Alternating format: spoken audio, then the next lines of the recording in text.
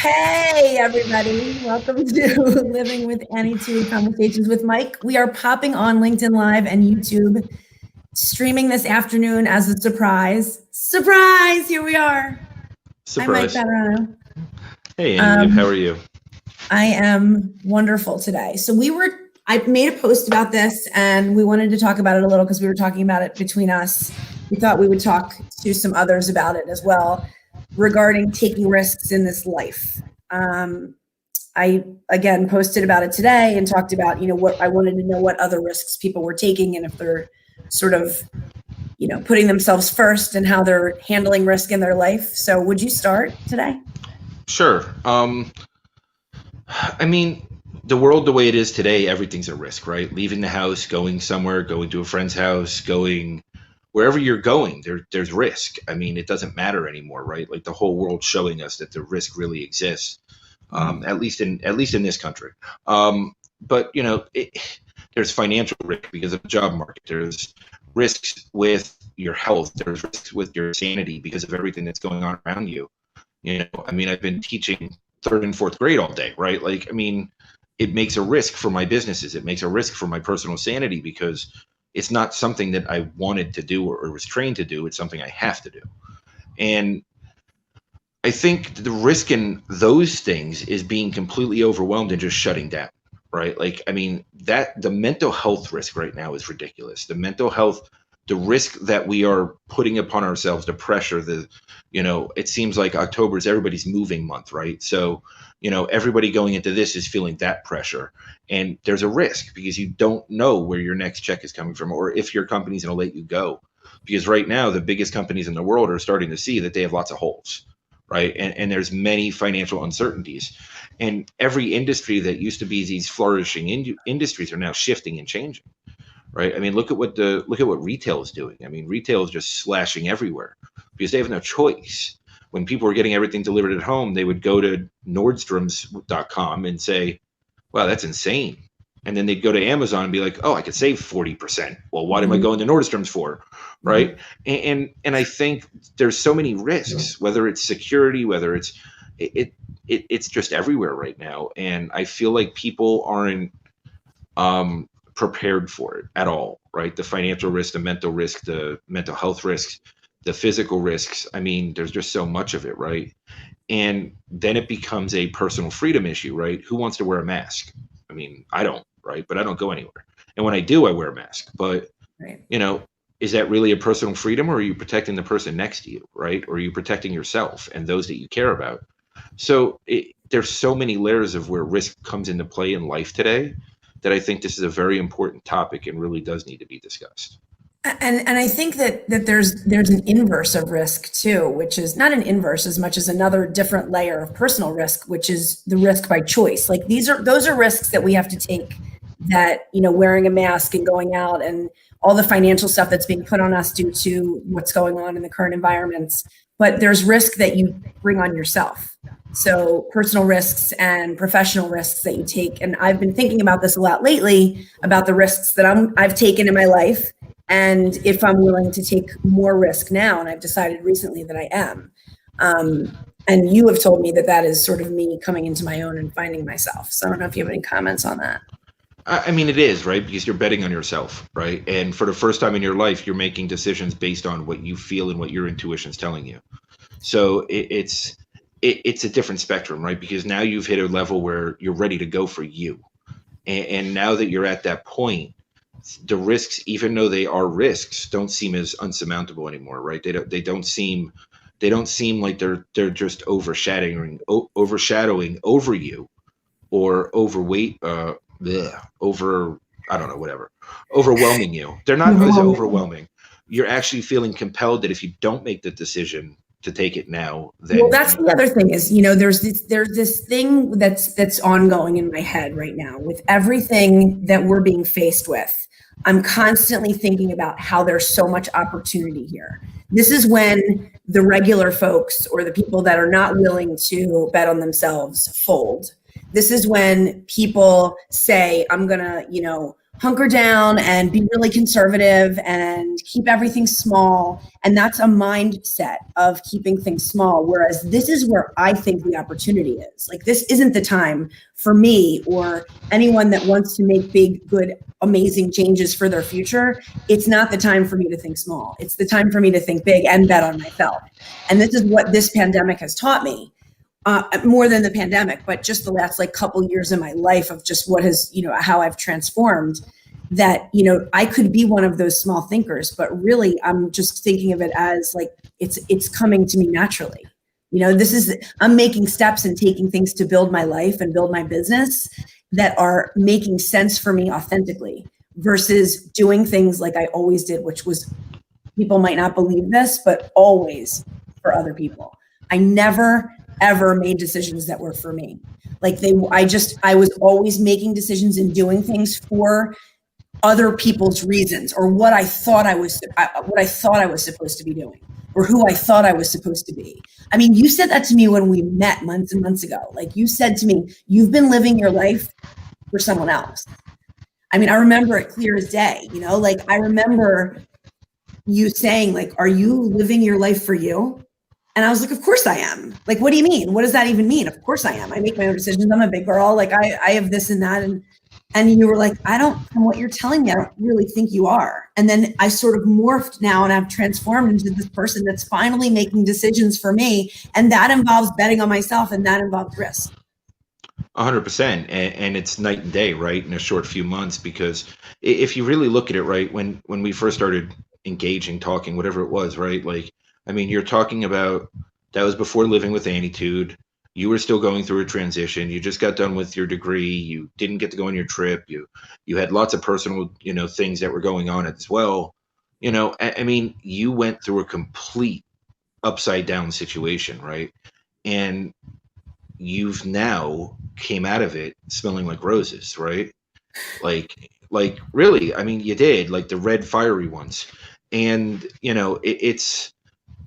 it's one of those things where, you made the best of a bad situation and circumstance, and you allowed yourself to not only overcome, but thrive, find you and evolve. And it's exactly what I'm doing too, right?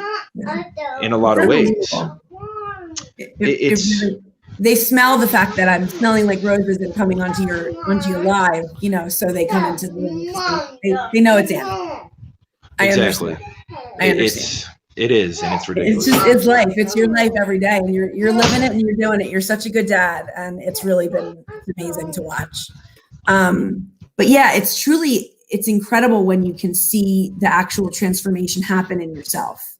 So there are things that I'm doing now and making moves and partnerships that I'm making and connections that I'm making and growing that I would have never done a year ago. Not even without question. Couldn't have done, wouldn't have done a year ago. Well, you wouldn't have done it 6 months ago either. I mean, if you really look at this, right, you wouldn't have done it 6 months ago. Because 6 months ago, you were still in a position where you were trying to figure out what you just did, not where you're going or where you're at today. And yes, that's it, jumping up and down and whatever else. But time to switch rooms. Things are, like I think it was a big risk to go back to school at 40 and get my master's, my MBA. I think that was a big financial risk. It was a big betting on myself, but it wasn't where I really. I didn't know it as much as how I understand it now today. It's not the same understanding of it. So here's what I'm going to do. I'm going to flip this on you. Okay. It was zero risk. It was absolutely zero risk because it was the best decision for you at the time. And you had everyone tell you how bad it was. And it didn't matter to you. That might be the first time in your life you made a decision for you on your own. Yeah, you're right. Everybody did tell me it was a bad idea for the most part. And at that point, you made the best decision for you. And you built yourself up. You allowed the transformation to come. You took the education for what it was. And, we can say that having the MBA is great, but the truth is you were just as intelligent before. You had all the skills before. It might have fine-tuned them, but in the right job situation, you would have done that anyway, right? Well, I think it taught me a lot about who I am. Like in that 20 months, I think the transformation was about realizing that I'm truly on a mission. Like, and I'm here to impact the world. I'm not just here to have some job and, you know, like be on the clock. Like, that's not who I am. I'm here on a mission to impact the world and help other people and help heal other people. And that came to me during those 20 months. And now we're seeing the fruits of my labor, kind of. And I'm going to contradict that again just because I want to. Of course you are. So I agree with you. The only difference is you were ready to hear it then. You were ready to hear it at that moment. That's why it did it. It could have done it at any other time, but Yeah, you were ready to believe it in yourself, and that's the difference. that's true. And what it did was it gave you physical, tangible proof of your accomplishment, right? And it gave you Yeah. physical, tangible evidence of the work that you put in, the results of your labors, and everything else.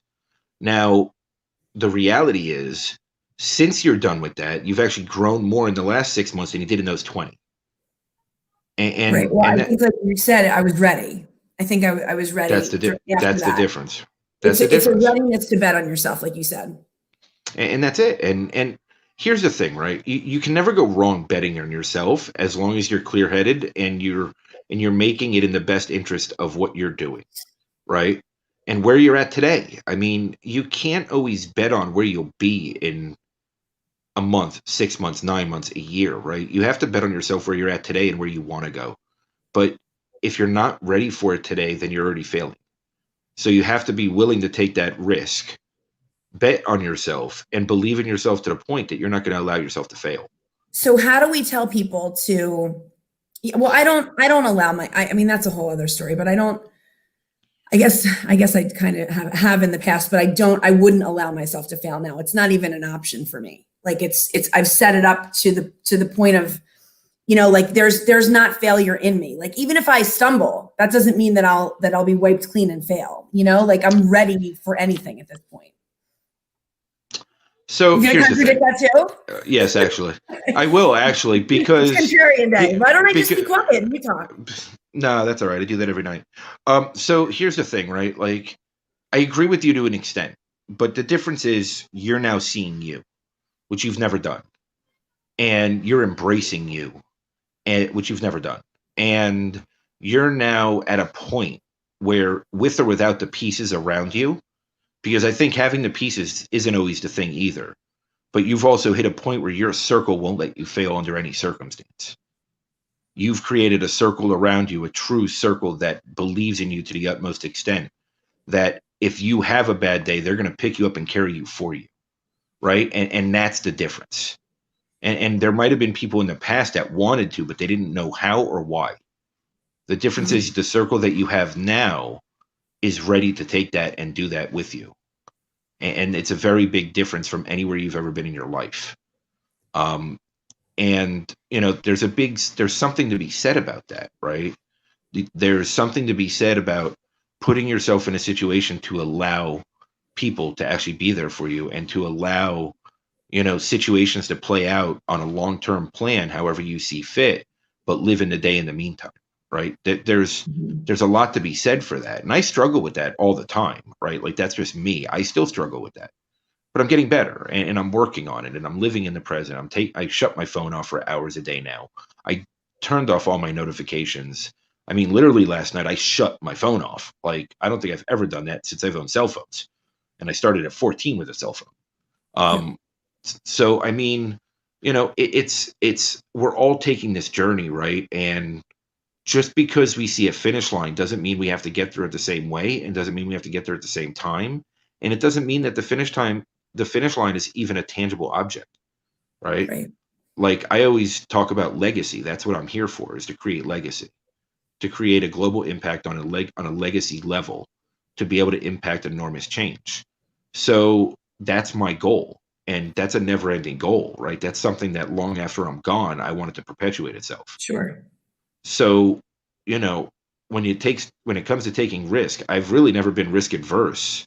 I've always taken tons of risks. The difference is today I'm purely betting on myself. And I I'm and with I'm you.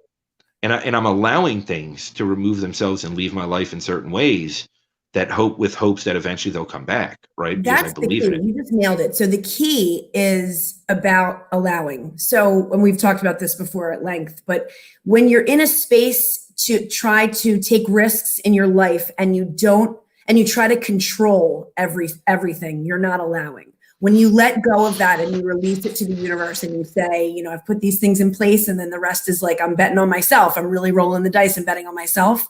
Then you can allow, then you can be successful, I think. And that's the difference, right? Because you're at that point, right? And I'm at that point. We're finally at the point where we're allowing the world to be, and we're allowing and accepting things for what they are, right? And we're just pushing forward the best way that we know how. And being our best self daily. Even like yesterday, where I had a crappy day, I still did the best I could.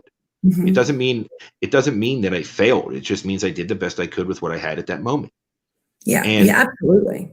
And it took me down for a while. I mean, it took me down. It crumbled me for a while, like really bad. But there was major lessons in there that I learned, and major things I had to absorb and realize for myself. And there's change coming. There's things coming. There's events that are going to be changing things. There's this huge global vibration change right now, and people are waking up all over the place, and people want to be more of themselves and more of who they are, right? And now more than ever, they need good people like you. Thank you. So I was just going to say, you just reminded me of like what I do. I mean, what I have created is making people into more of their authentic selves and finding their strengths and highlighting them. And, it's really hard for people to realize that they're not being their authentic self. I think that when you can really, when someone really understands that they're not being their best version of themselves, that's when the real work begins. But then there's allowing it to begin, whereas a lot of people are kind of stuck in that space of, I am the best version of myself. And really, truly, they're not. And there's been so many times when you've said to me, you're almost there, but Annie, you're not yet. And I'm like, yes, I am. I'm doing everything. And the truth is I was doing the work, but I wasn't there yet. And, it's time to have like my coming out party, if you will. Well, here's the good news. Just like everybody else that's living a life, they'll never be there. You'll never be there. And it's a lifelong journey. It's right? a practice. It's a practice. It's a lifelong journey. You can only be your best self today. Tomorrow you could be better than today. Tomorrow could be a bad day. You could be worse than today. But it's all about just being your authentic best self every day. And it's just, and I think it's fear too. I sent you that other thing, that quote today about overcoming, what did it say? It said like everything is on the other side of fear or something like that. Mm-hmm. Everything great is on the other side of fear. It's so true. Like if you can get past your fears, and that's what it was for me, was pure fear, just in my face fear of being this truest, most authentic me. It was fear that was stopping me. And it's really been a journey, and a lot of lessons have been learned finding this person that is somewhat fearless in some ways. I mean, I'm still, I still have normal human fears and worries and thoughts, but they don't, as you always say, they don't take me over. They don't overcome what I'm trying to do. My mission is now like outweighing the fear. Whereas the other way around was before, whereas the fear was outweighing everything else. I think fear is huge, right? And, fear actually has a lot to do with risk, right? So it's very related. Fear drove me my whole life. Fear controlled me my whole life. I'm not going to say that I have no fear today, because I still have fears. But the difference is I'm allowing them and accepting them, and I'm not fighting them. Like I still have fears. I have fears about many aspects of my life, my personal life, many things. But at the same time, I also know that I can't let it control me, and I accept it for what it is. And I just have faith, right? I have faith in myself. I have faith in whatever I believe in. I have faith that it's all going to work out, and I know what I'm here for. And that's the thing. When you allow it, it can't have control over you. And that's as with anything, when you actually allow it to come in and stop fighting it. That's like one of the things that I've been saying to clients and friends and people that I've been talking to in New Connections is like, you're right here trying to control this. If you just allow it to be, it will stop having its chokehold on you. Yeah. Which I think, fear does.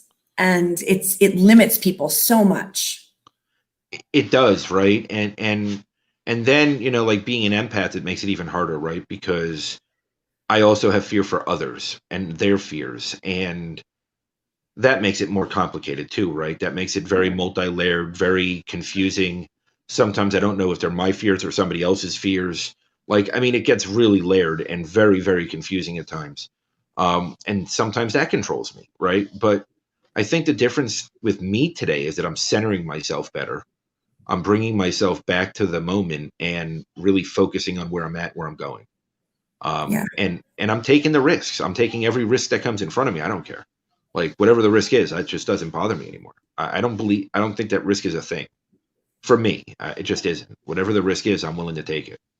I mean, I hear you. I think that, you know, some people are in different situations. I don't want people to hear this and think that, like, you know, we have this endless supply of money to take all these risks and do all these things. This is not what the case is. I mean, this is the matter of doing the work, finding yourself, finding the mission that you're on, the impact that you want to make, and the purpose. You're living a purpose-driven life. And when you're your truest self, it doesn't feel like it's risk, you know? It doesn't feel like wow, the decisions that I'm making recently, some of these conversations I'm having and these decisions I'm making. What's wrong? Found me in this room too. Oh. No, but I agree with you, right? I think when you find yourself like that, then the risk isn't there anymore because you understand what you're betting on, and it always comes down to betting on you. Like at the end of the day, that's what it is. You're betting on you. Why do you bet on you? It's because you have self-worth. When you have self-worth, yes, you can remember that, you know, you are worth it. And that's finally where I am. So I am ready to take on some new endeavors, and I'm excited. I think it's time to wrap it up. It probably is because Sid is just going to keep going now. Thank you for coming on and talking about it, though. You were really insightful, especially when you contradict everything I say. But honestly, I learn a lot when you do that. So even though I hate it, I kind of love it. Go back and rewatch it. You'll see how I actually pushed you up higher than what you said. Anyway. Okay, fine. I'll go back and rewatch it. Everyone, thanks for joining us. Like and subscribe to Living with Annietude podcast, Conversations with Mike. And it's been real. Peace. Bye. Bye.